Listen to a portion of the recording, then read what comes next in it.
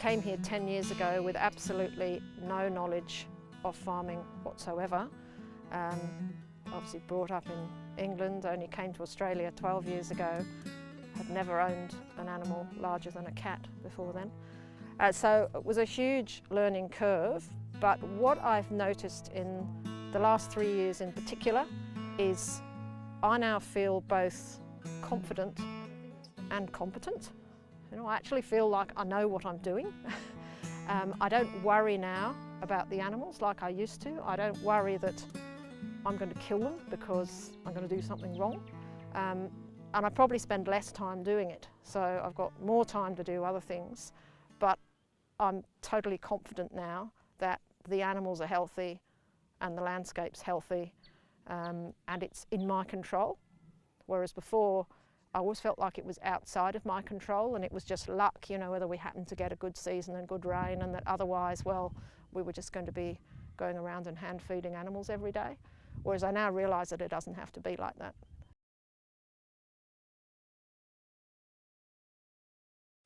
Looking at the quality of the land here, it's not good enough quality land for cattle, for fattening cattle.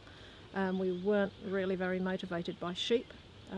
Goats we knew we wouldn't keep in because it was so hilly, they'd always get under fences. And we actually just stumbled across alpacas. We saw some on an open farm and then went on a new breeders seminar, learnt more about them and decided to give them a go.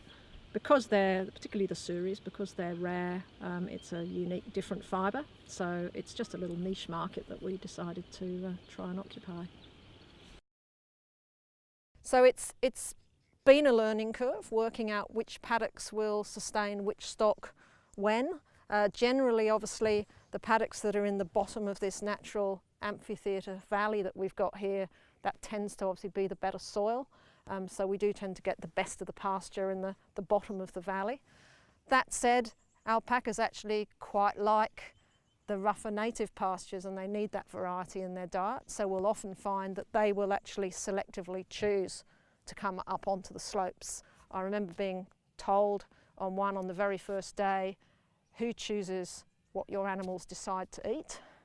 And at the time I said, well, they do, they're browsers, you know, they'll go where they choose. And of course, by the end of the course, that had been turned on its head, and it was the fact that now we choose. So if we know there's an area at the bottom where there's longer grass that we want them to eat down, then we'll do a bit of temporary fencing and increase that stocking density and make them eat it. And they will. We don't actually have to hand feed very much these days because of improving the pasture that we've got. The only ones really that need it are the lactating females. They get a mix in the morning that includes cracked lupins, which are very high in protein and high in energy. So they'll get that, but a lot of the others only get a token gesture, just enough to make them come so that we can have a quick head count. But because of the improvement in how we've managed the pasture, our feed bills have dropped dramatically. But yeah, I mean, the ground cover's pretty good here now. Some areas, I suppose, less good than others, and a lot more clover. So yeah, look, I'd be pretty happy with the ground cover, and once you get through, there is still some bare ground underneath, but I'd be pretty happy now with that ground cover. I think this is Microlina that's frosted off a bit now, and some cocksfoot in here amongst it as well. So the cocksfoot's what we've introduced, the one that does the best here.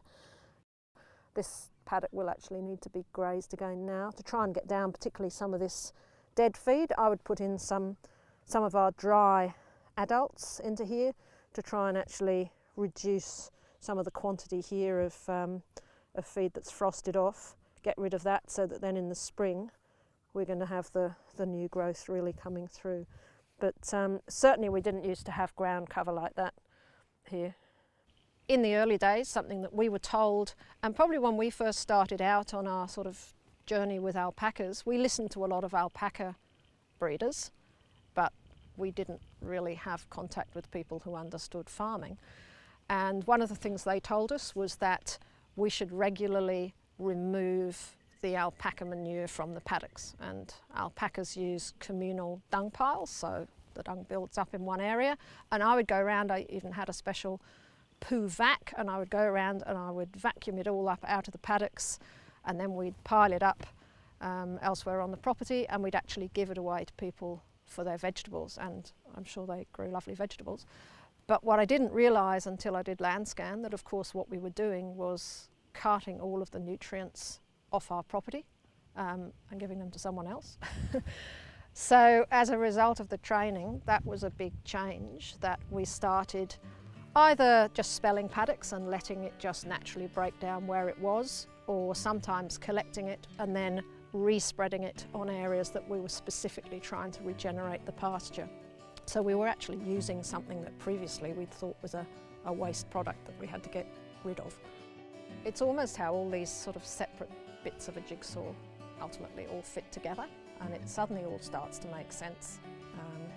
You know, how you're actually, you're increasing the sort of the biodiversity on the property, you're getting those nutrients back down into the ground, and at the end of the day, that's now a huge job that I'm not having to do, you know, spending half my life going around clearing up alpaca manure, and which now that I think about it, I think, you know, it was just crazy. I was spending all that time doing something that I didn't need to do.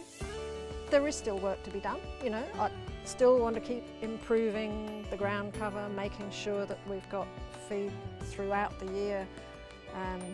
It would make sense that if I keep improving it now, then as I get older and less able to do work around the farm, you know, there will be less to do, because as we're increasing ground cover, then I'm not having to do so much weed control. It's sort of naturally, you know, keeping itself maintained. So I'd see the property, I think we will continue doing what we're doing. I don't see us changing the stock that we run.